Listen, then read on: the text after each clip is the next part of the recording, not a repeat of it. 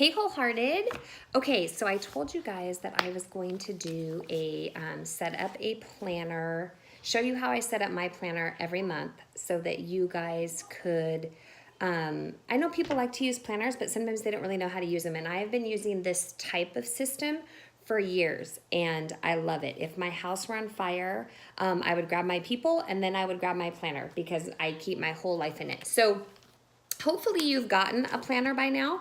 I, over the last couple years, have started to use the Happy Planner. I think it's like Happy 365 or Happy Planner. I can't remember exactly what it's called. But anyways, they have tons of different covers. My cover this year is Choose Where Your Energy Goes. And it has these really cool, I'm going to pull it out of its fancy case. It has these really cool plastic, it's like a hinge, but they're like little circles. And so you can customize and add in all these things. So I will buy like note sheets and add them in, and I will buy bonus packs of things and add them in. This year I actually splurged. It was my first time that I've done this, but I've been looking at it and I bought this really beautiful cover because I take my planner with me a lot of times, and so I just felt like this was pretty and would keep it safe, and I love gray, actually silver, and so it worked great. Michael's a lot of times carries it, and I was trying to think of where else I've seen it. I mean, you can always get it online too, but I know Michael's does carry quite a bit of their line, if not their whole line. Okay, so that being said, I had shared with you guys, I think it was last week, that it's helpful if you could write a list. This is kind of like my list of things that happen all the time in my life. So I have things on here like monthly birthdays. If you have pets, like we have a dog, well now we have 3 dogs. And so we have to give them like flea stuff to keep them free from fleas. And so I have to do that every month on the same, like within the same 3-day time period. I have on here working out. I have scheduling in time to set up the next month.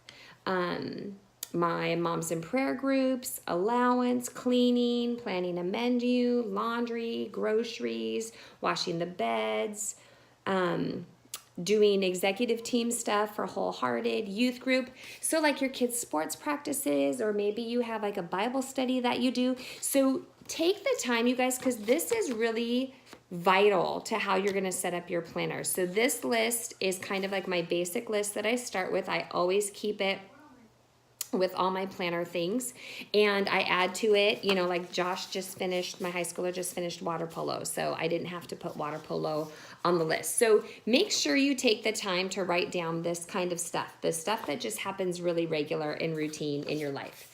Then it's also really helpful. I know a lot of people use Google Calendar, and that's super great too.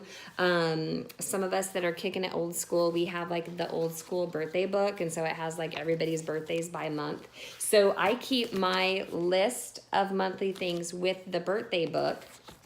And then what I do is I just sit down at the table and I open up to the month. This, technically I was going to wait and use my fancy new planner in the new year, but I decided to go ahead and bust it out early with you guys and set up my December month with you guys on here.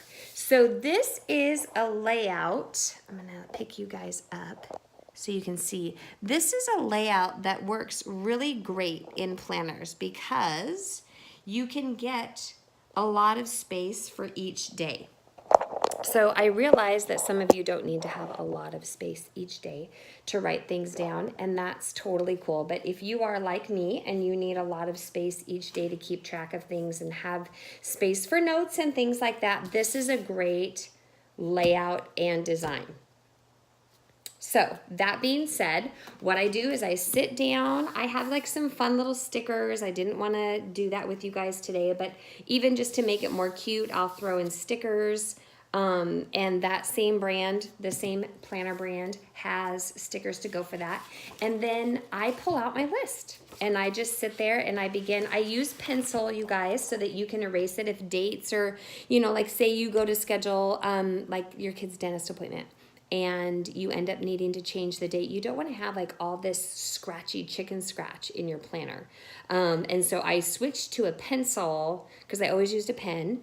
And then I switched to a pencil about a year ago, and now I can just go in and erase. I don't know why I didn't think of using a pencil before. But so what you do is you just sit down and I just work my way through my list. So if the first thing on my list is birthdays, so I pull open my birthday book and I go to each day in the month. So this is going to be December, and I write down everybody's birthday that I'm going to keep track of in December. And if I'm going to mail a gift for that person, say my friend has a birthday party on December 8th, and I need to mail a gift to her. I'm going to write her birthday down on December 8th, but what I'm going to do to help myself out is I'm going to say, like, probably on the December 3rd, I'm going to remind myself, hey, don't forget to grab a gift for so-and-so and get it in the mail. And then that way, now it's out of my brain for the rest of the month.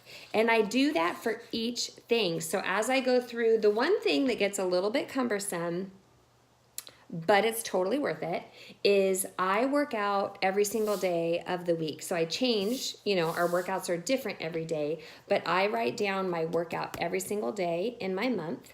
And then based on, after I get everything filled in, that is like my basics of the have to, then as other things come up in the month, I can already look ahead and know what's scheduled in a day. So if somebody says to me that, hey, can you do lunch on this day? Well, I can look and say, you know what, I've got this that day or that day, or maybe I want to schedule something.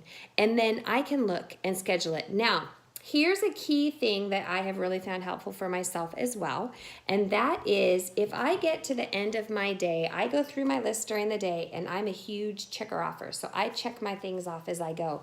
If I get to the end of the day and I've got, whatever, sometimes you just don't get your to-do list done, right?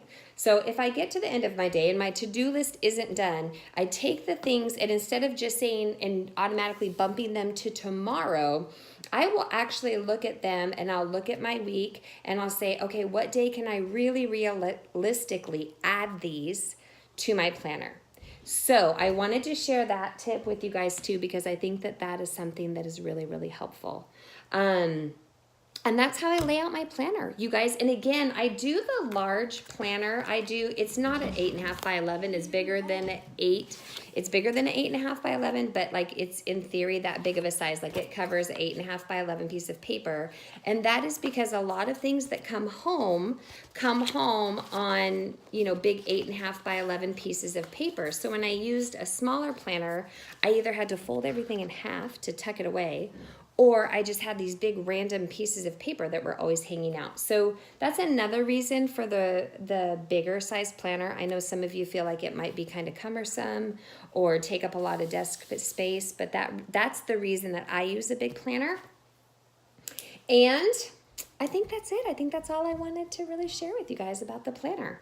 I hope you guys are going to give it a shot and give it a try. And if you have questions, shoot me your questions. I'd love to answer them. But I'm telling you, for your mental heartstring, you guys, being able to write stuff down and get it planned out and scheduled out is really been helpful for me to just know what I can do and when I can do it, and not look at my days and get too overwhelmed because I'm planning them as I go, so I can kind of regulate how much I want to do in each day. And if I do happen to have a couple days or maybe a couple weeks that are really busy, I will intentionally the next week schedule a day that's a little bit slower, just knowing that I'll probably have a few things that didn't get done from the previous week, and knowing that I may need a little bit of catch-up time. So keep those things in mind as you're planning them and laying your planner out. All right?